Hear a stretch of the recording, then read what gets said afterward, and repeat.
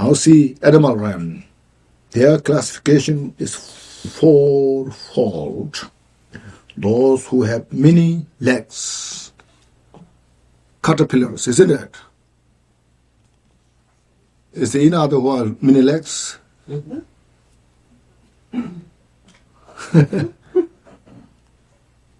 So the animals who has many legs, and 4 legs, there are many.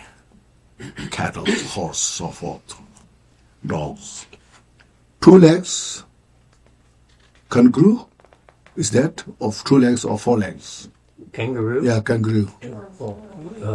It has, well, it depends on the upper and arms and legs, right? It's a little confusing, isn't it? And birds, thus, if you don't count their wings, their 2 legs. Is there any animal who has 1 leg?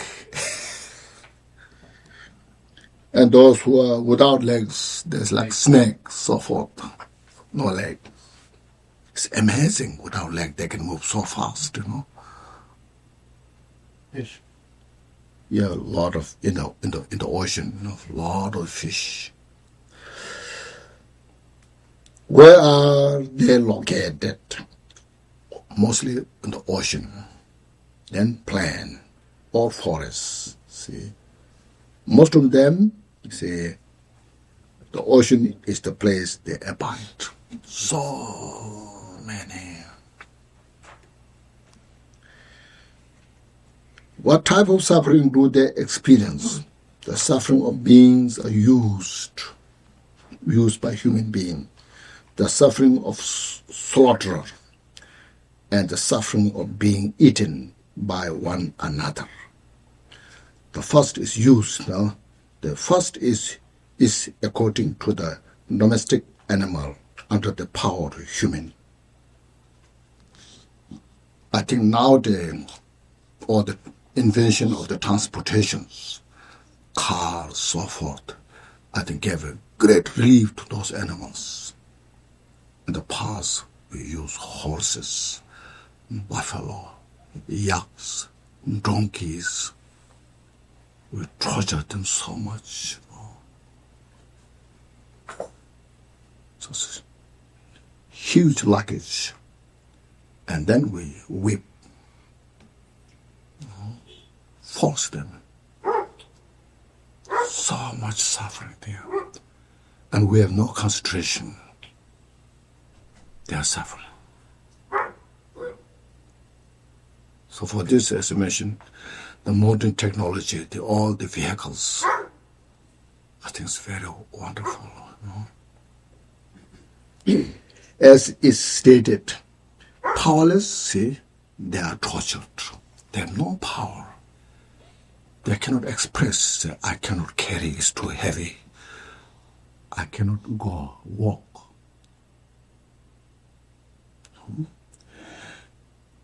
Hands, feet, whips, and iron hooks enslave them, like horse you ride on.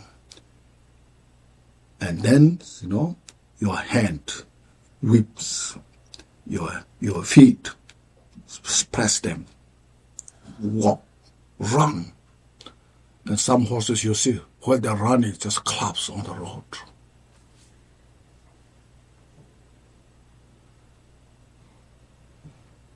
Still we whip them. How much suffering they have. Those are very clear, you can see. The second suffering is according to wild animals, as is stated. Some are died for pearls, wool, bone, blood, meat, and skin. See? No? For you see, pearl. How many we? What's called this called? I keep forgetting. Oyster. The oyster. How much you eat oyster? Some are alive you eat. Some are cooked. No?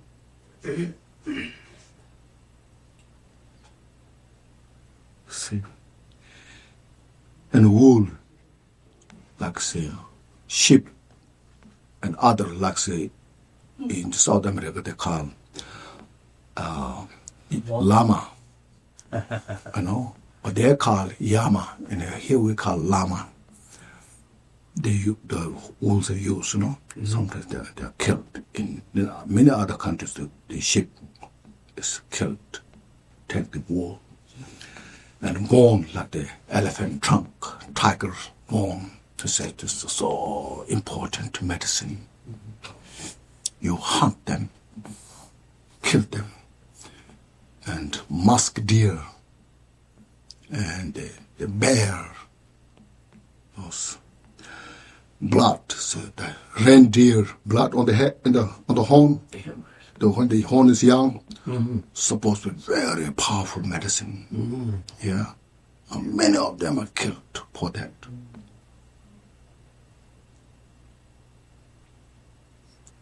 And some animals also, the blood is so good for the medicine, and they kill. They're going to extinct.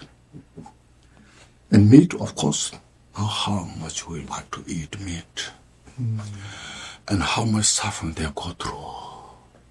It's unbearable. When you go to see the slaughterhouse, how they are killed. It's now a factory. It's a business.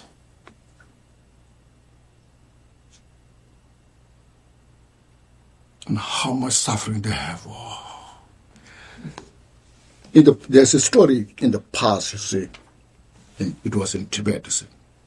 The butcher didn't know the animal has an awareness, killing, He thought the animals are so stupid, they don't know anything. So every day he was killing. Now line up like a sheep, goat, other animals, line up, and then he killed the first, and then next, So one time, he kind of tied all the legs, because that time there's no gun, You have to kill by the knife. So tied all the legs. Before the sheep killed, he got some emergency things to do. He threw the knife next to the sheep, and he walked out, went there, did things what he needed to be done, and came back. And he didn't find the knife. So where's the knife? He just looked around here, there, haven't found. So this is very strange. And then he kicked the sheep, and the knife is under the sheep. And then he realized the sheep has a feeling he's going to kill.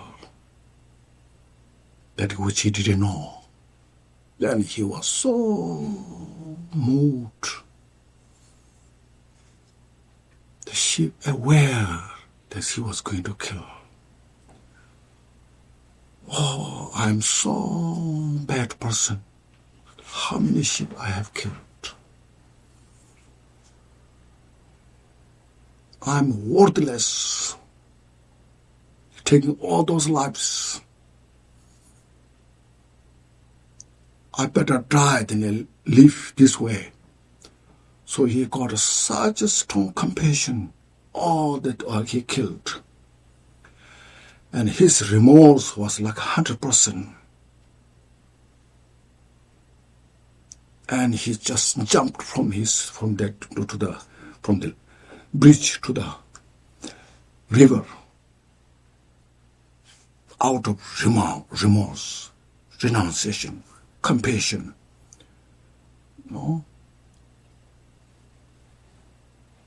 So that because of that, all those negative karma that he created, the ignorance that he had, just purified, and he was flying.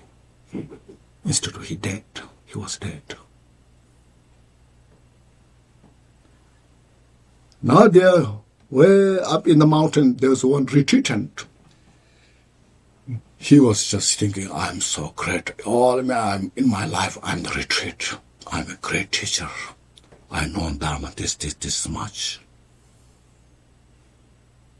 And this poor butcher is killing all the animals every day. He has that kind of feeling. So then the retreat attendees was in the university cave looking down. So then he saw the butcher was flying, He thought, oh, the butcher flies. If I don't fly, it's my disgrace. I meditated all my life here. I'm so pure. And with his pride, arrogance, he jumped from the mountain and he smashed on the ground.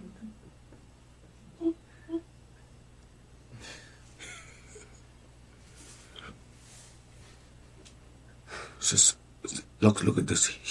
The butcher, literally he felt the suffering of the sheep because he knows how much the sheep are going through, But he was thinking, they're so stupid animals, doesn't know anything. That time he fully kind of brought all the suffering of the animals. So we should have that kind of feeling, suffering of animals. So look at the seafood in the ocean, the crabs, the fish. Oh, how much suffering they are going through. If you have consciousness, we cannot have a dare to eat them. No nerve to eat them.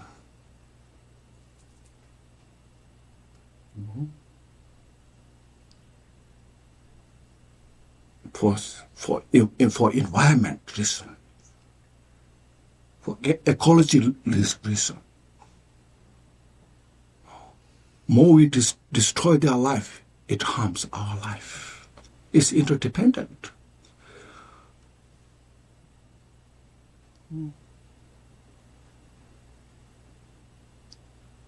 As much as we have freedom to live on this planet, they have too. That's why these teachings are so invaluable, so precious. Such great wisdom gives us how to live peace interdependently with the interconnected nature. As much as we take from the outside, from the ground, from the land, from the environment, that much we have also responsible to give them back.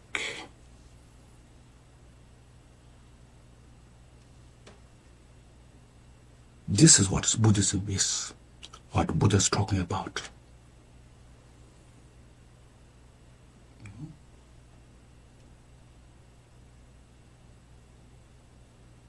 We all study this, meditate, practice, take the responsible, take the responsibility, be accountable. We call it accountable. Yeah, it's accountable to other sentient beings. Then we say, then you see the Buddha's wisdom, compassion, skill. Then we really practice Dharma so sincerely. Why we need Dharma then? As I mentioned repeatedly, it's not just a religion. It's not just a culture.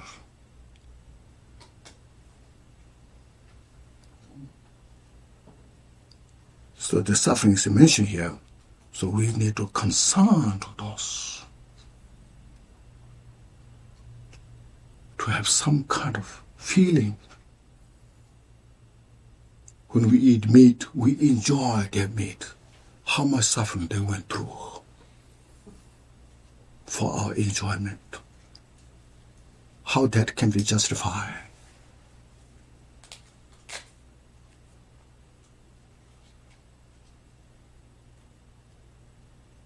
So look at this, meditate.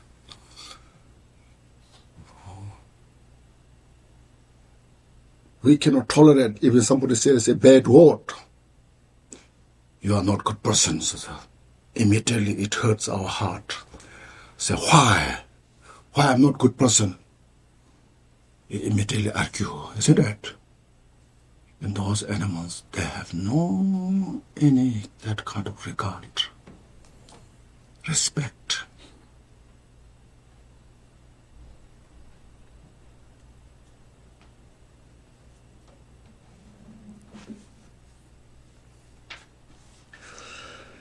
So, and they say, the third suffering is equal to the majority who abide in the big ocean, as is said.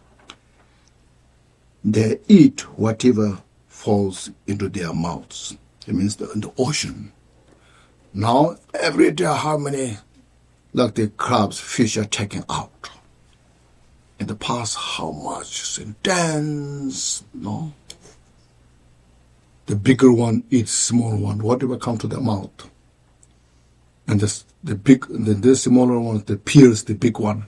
So like that, suffering there. So as they eat whatever falls into their mouths.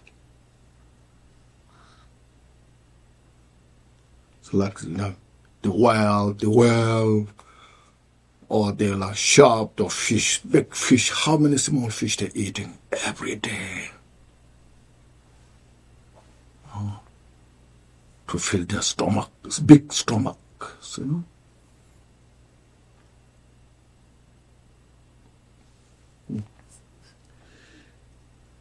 What's the lifespan of animals? That is indefinite. The longest is 1/4 kalpa, as it is said. Among the animals, the longest lifespan in 1 antakalpa at the most. So these are the explanation of the suffering of the lower realms. So we keep it here. So now, if you have some first record, yes. As we went through this, first look at the suffering, the pervasive suffering. How we are the condition of suffering. Our life is pervaded by the suffering.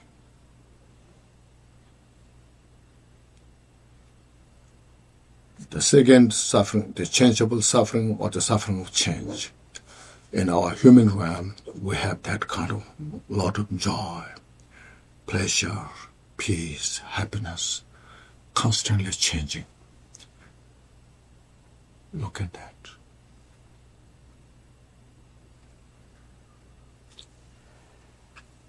It's in this modern life, we have this. In this 21st century, we have this. It's not something 2,600 years ago.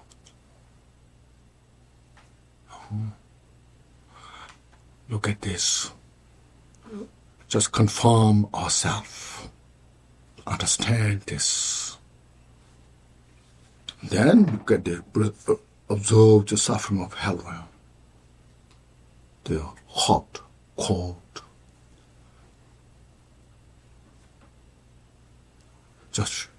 Just get some kind of sense to ourselves. How much suffering they have, those individuals.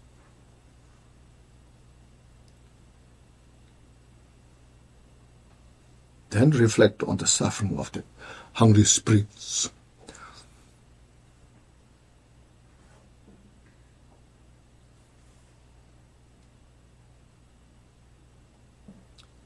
So there's mention here, some are so rich, like they enjoy the gardens, but they feel hungry. There's some look at how much collections they have. How do you need all those collections? It's greed.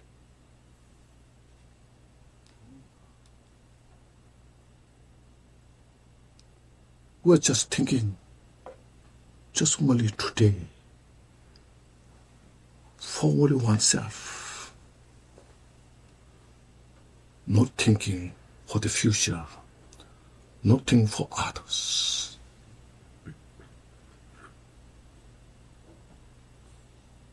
That makes the greed, you see.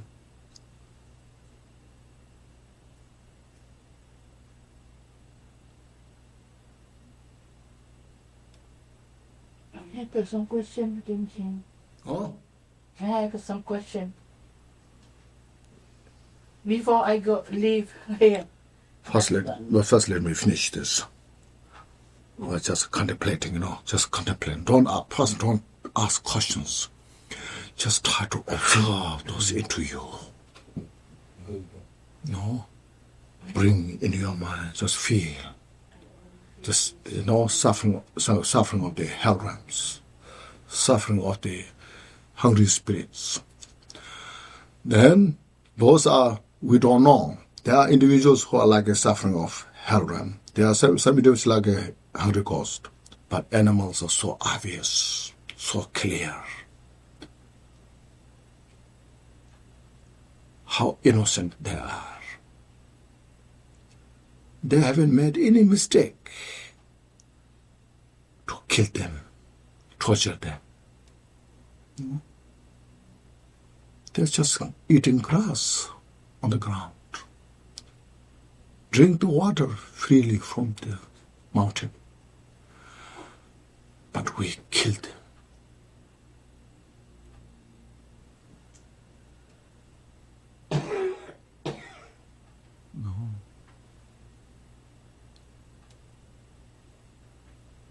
Feel their suffering and cultivate strong compassion.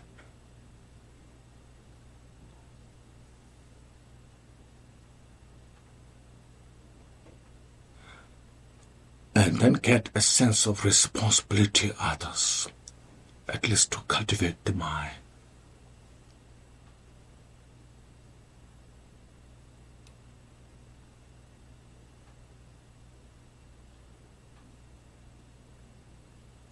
So these are such very important point. As I mentioned many times, this contemplating on the impermanence and contemplating the suffering of these beings makes the firm foundation that why we need to practice Dharma.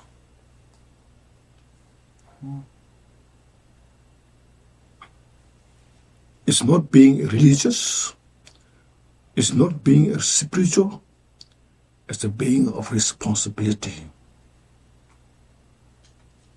It's a being for our own interest. Because we desire for peace and happiness. And we desire to free from suffering. Equally, everybody, religious or not religious,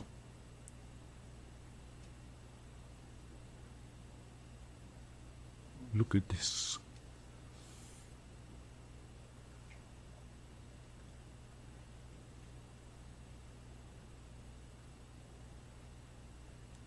So please contemplate on this. Meditate on this. Not just only today, repeatedly. Remind yourself every day.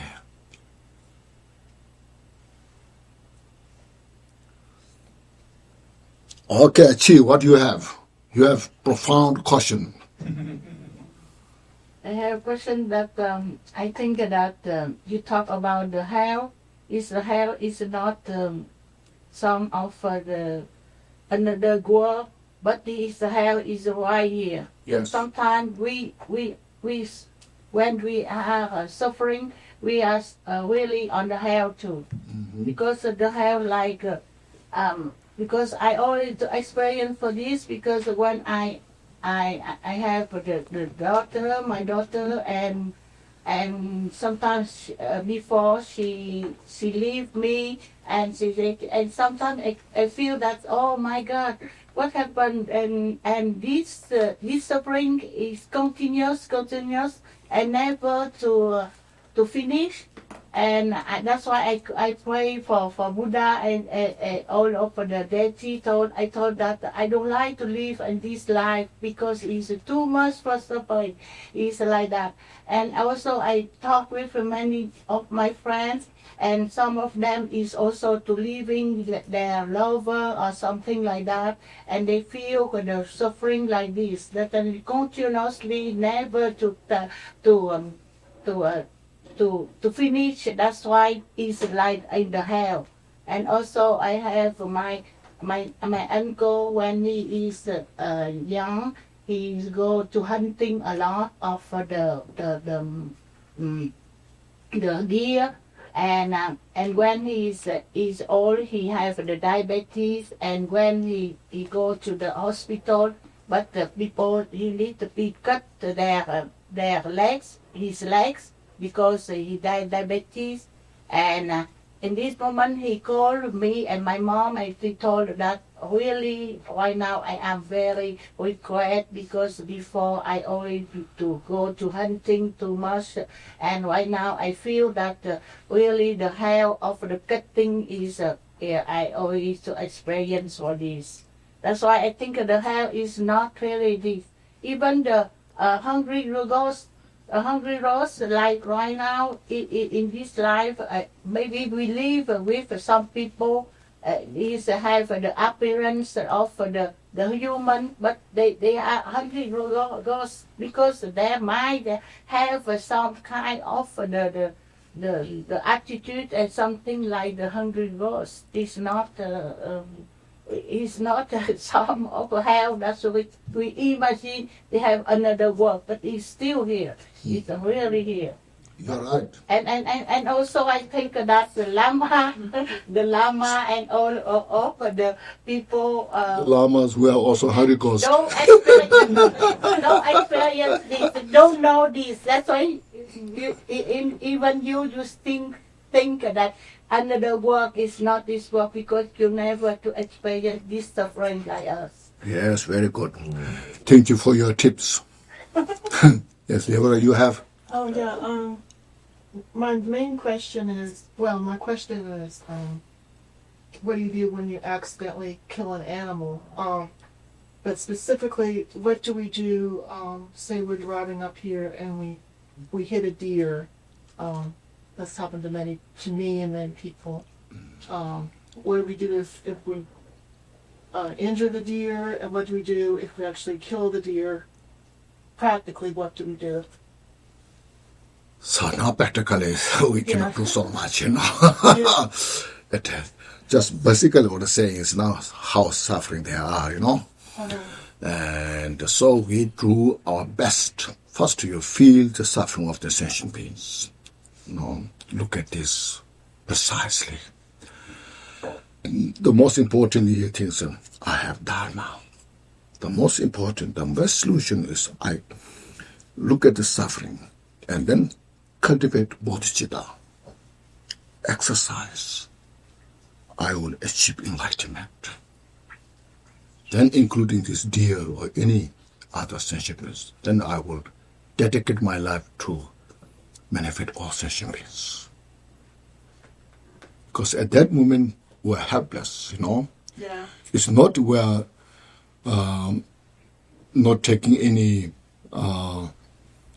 responsibilities, but out of our ability, out of our any ability to do anything, you know.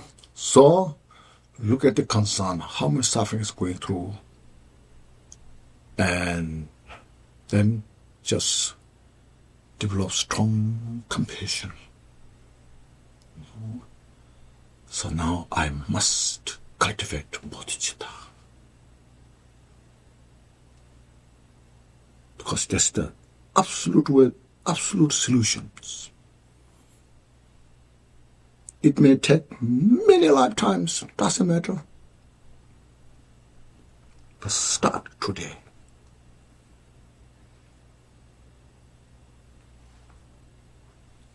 Well, right at that moment, I'm not going to want to leave it. No, you do what you can. I mean, Right.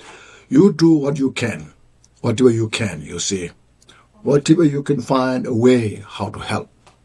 That time you do. This is conditional, you know. It depends way, you know, how. So look at skill, chances is there, and do your best. But primarily, what I'm saying is now cultivate bodhicitta. That's why I have all the opportunity. That's what it means. Here yesterday is the books mentioned precious human life means. No, that's the principal purpose. Well, if I stay with the deer and it's still You cannot help so much, you know. Yeah, if I stay, it's going to be more yeah. upset. Maybe more fear.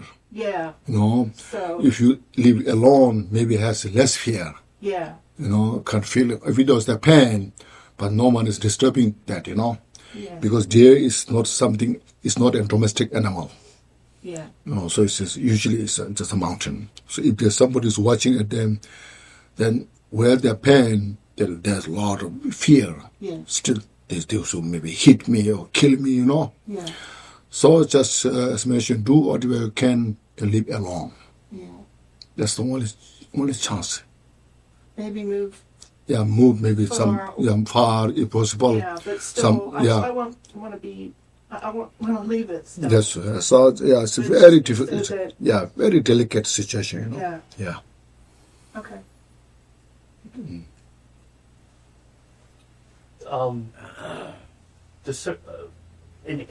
I heard it said that in Buddhism, or the Buddha said that it's okay to eat meat as long as you didn't kill it. No.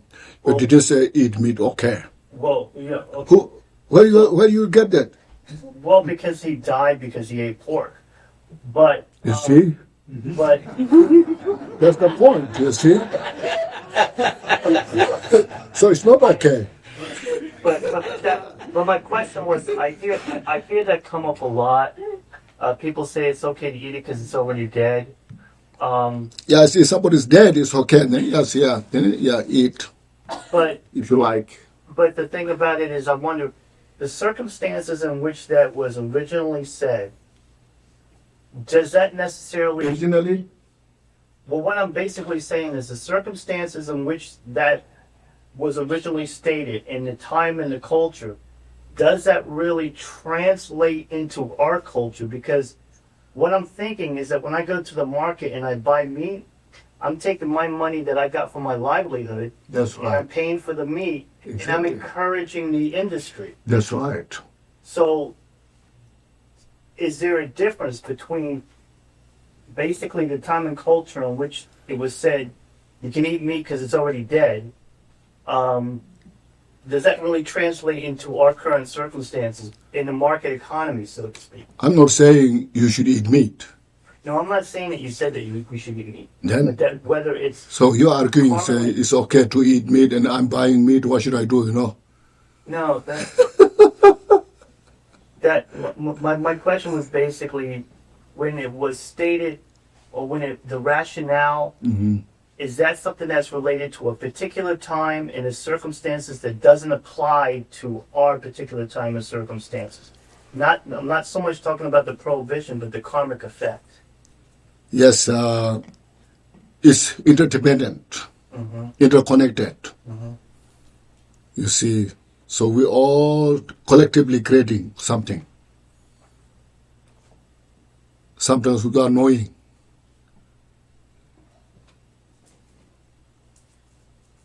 So if I go to the store and purchase meat when I really could go and buy more vegetables, That's if correct. it's available to me, That's right. that's what I should be doing. That's right. That's my advice to you. Okay. Yeah. Yeah, well, that's basically what I find. It solves the problem, you know. Otherwise, it's very complicated.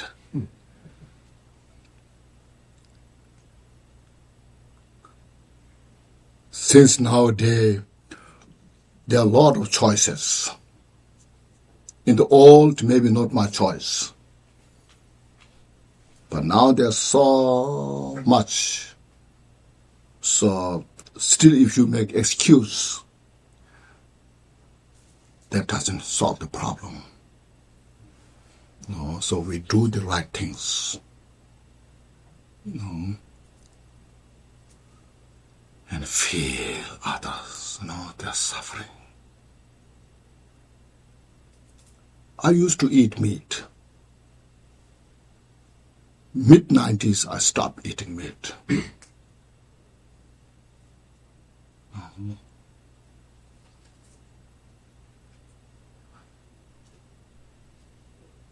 It was, I think I said, I feel that it's a very good choice that I made.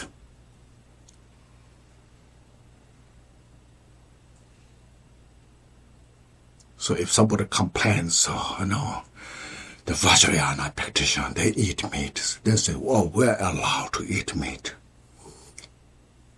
So when you say allowed, that's not really true. No, there's pet here. She's saying, Vinaya is not allowed, Vajrayana is allowed. She said, that's wrong, I said, One Buddha's teaching, how he can say, this is not allowed, this is allowed.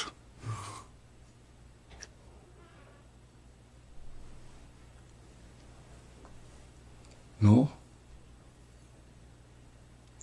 Then he is deceiving people. For one session say you are not allowed, and one session say you are allowed. Then they fight each other. Then Buddha can enjoy the fight. How that can be possible?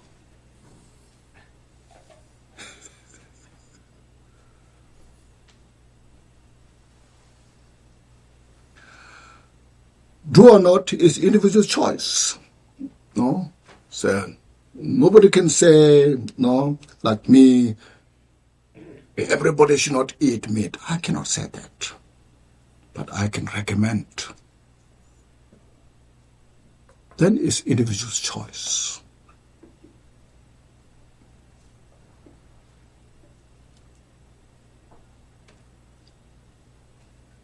Isn't it? I can explain the reason why, like this.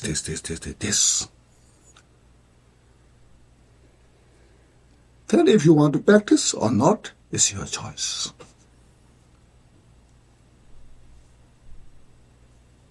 So this is why the suffering of the sentient beings. Look at this, So it's all to cut our cause of the suffering. Buddha's wisdom, compassion is he's giving chance, giving us advice, wisdom. What are the suffering and what the cause of suffering and how to free from that.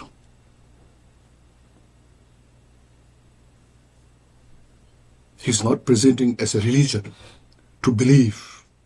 He's presenting a method how to get out of the suffering that what we don't desire for. And that gives us very comfortable when we follow the path, practice the meditation. It's the trainer of the mind.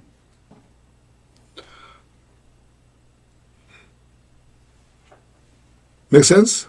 Mm-hmm. Yes. So then you can follow year after year. Even you cannot make progress, still you know that's the right path. And just follow happily, joyfully. The rest of your life. And you dedicate, may I follow this path until I become Buddha. So precious.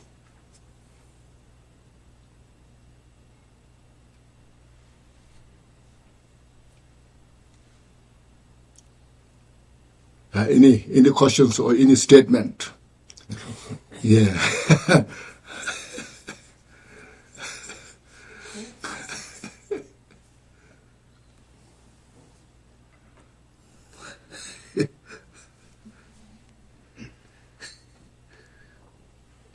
I'm a wild speaker.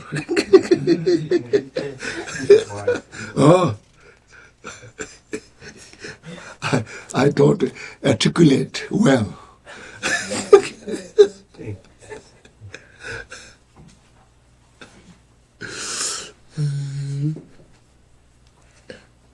anyhow, we are so fortunate, you know.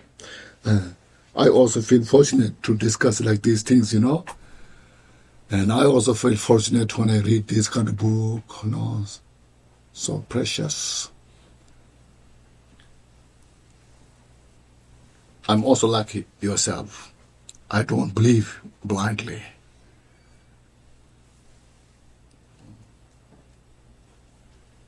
I don't like somebody pretending. Whether you're good or not, just be practical.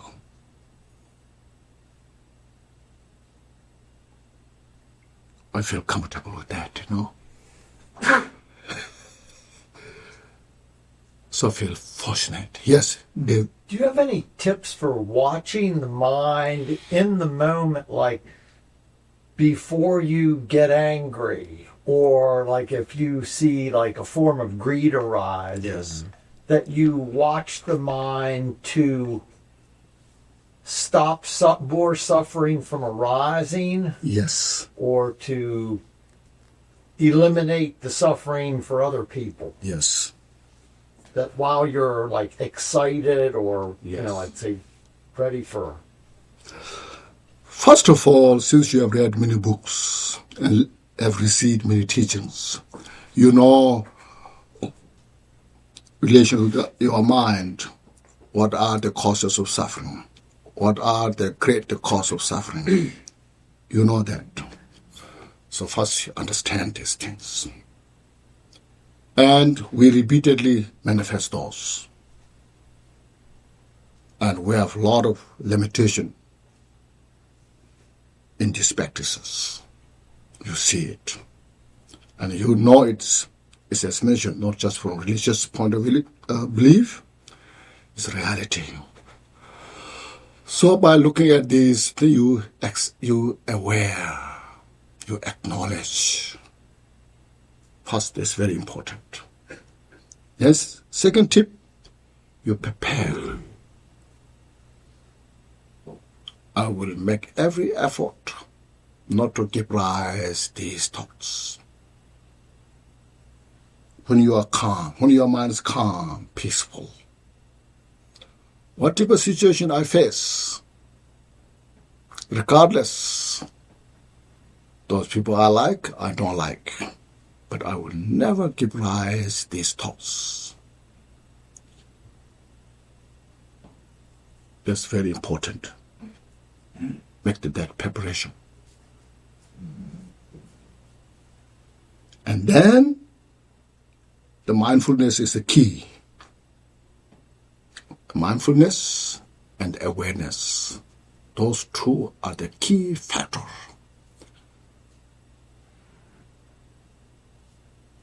See.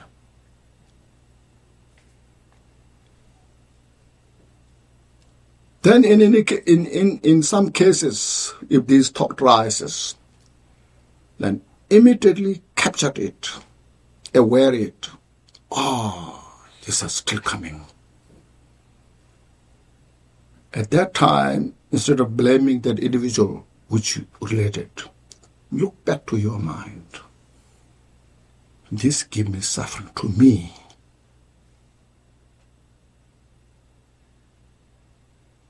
So this is the way, tips, how you can practice.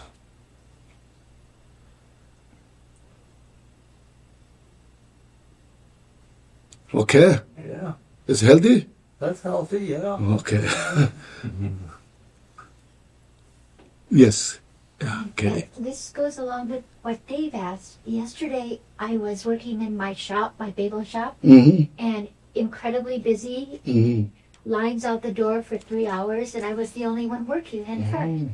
And I thought, I am really going to lose it. I'm going to be just a monster. And so I started saying my Padmasambhava mantra.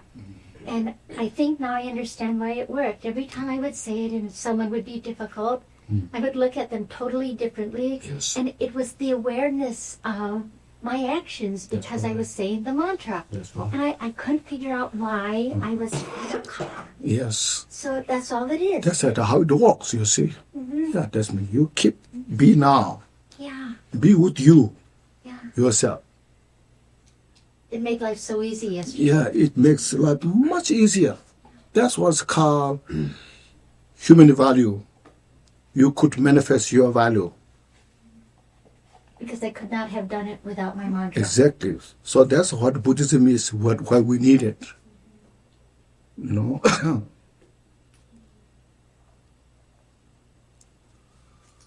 Okay, please take a deep breath. we have been very serious.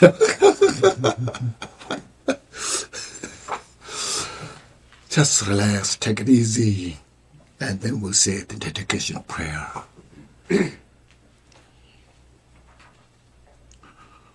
Glorious, holy, venerable, precious, kind, great, and lineage lamas, divine assembly of the Buddhas, Bodhisattvas, pure beings, and deities, dwelling in the 10 directions, please hear my prayer. May the virtues collected in the 3 times by myself, lost in beings in the sun's darkness in the time, and the innate root of virtue, not resolved in 8 worldly concerns, the 4 causes of samsara, or rebirth as a Sharavaka or practical Buddha. May all matter-sentient beings, especially those enemies who hate me in mind, obstructives to harm, mutilating martyrs, and the horrors of demons, experience happiness, be separated from suffering, and should be attain unsurpassed, perfect, and completely precious Buddha. By the power of this vast root of virtue, may I benefit all beings through my body, speech, and mind. May the afflictions of desire, hatred, ignorance, arrogance, and jealousy not arise in my mind. May the attachment to fame, reputation, wealth, honor, and concern for this life not arise in spirit and honor. May my mind be skilled with wisdom by loving kindness, compassion, and gratitude. And through that man become a spiritual life, with good qualities equal to the need of his behaviors. May I gain the supreme attainment of Muhammad in his very life. May the toil of suffering in our lives in the time of my death. May I not die with the negative thoughts. May I not die with the confused of the wrong view. May I not experience an untimely death. May I die joyfully and happily in the great luminosity in my such, and preventing prayer every time not that. May I in any case get the supreme attainment of Mahabuddha at the time of death in the hard goal. By the virtues collected the 3 times by myself, all beings in samsara and nirvana, and by the innate root of virtue, may I and all sentient beings quickly attain unsurpassed, perfect, complete, precious enlightenment. May the teachings of creative Mahatma Shri, whose omniscience, Lord of Dharma, master of independence, continue to increase through study, practice, contemplation, and meditation, until the end of samsara. Okay, thank you.